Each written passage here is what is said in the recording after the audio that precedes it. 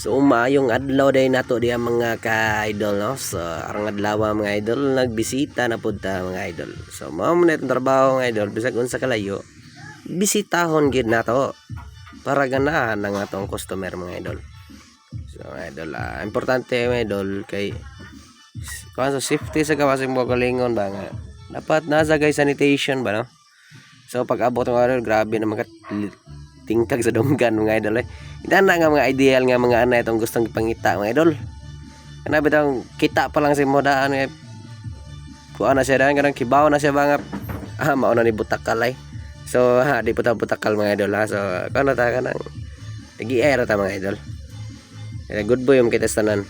So ano idol ato nang gipaslak. So wala ta nagkakita or wala na pila og video atong paghugas sayang ko ano idol. Private part mga idol. So ato nang gikuan itong similya idol. So kaning similya gigamit ang idol pang kuan ni inline is pang anay. So pwede siya makakuha anayonon ani. Naka-advantage ni idol kay pwede ka kuha anayonon at the same time masobra patining. So okay kayo. Apo kita klase da idol. So ara gisuyo po lang kay nato nagidota idol kay mosuyo si idol grabe naman ging standing nga mga idol. Kalma kay ta nang hinawag. So na may naabot si nanay daan sa istorya pag ko. Sa istoryahan naman sa nanay daan.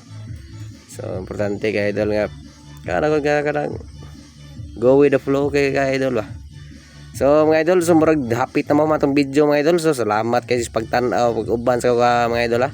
So peace mga idol hanggang sa susunod. Salamat.